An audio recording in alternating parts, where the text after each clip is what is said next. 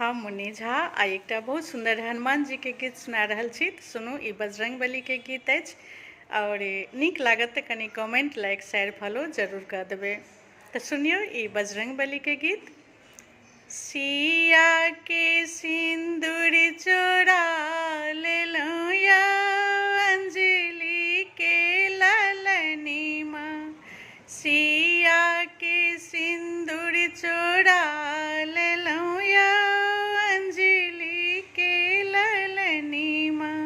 सिया जी पूछथिन सिंदूर कहाँ मोरे। सिया जी पूछथिन सिंदूर कहाँ मोरे। लाले लाले बदने देखा देलहुँ या अंजलि के ललनी माँ। लाले लाले बदने देखा देलहुँ या अंजलि के ललनी माँ।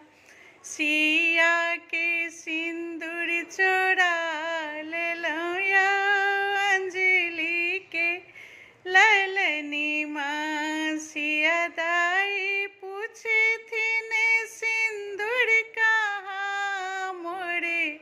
सिया दाई पूछथिन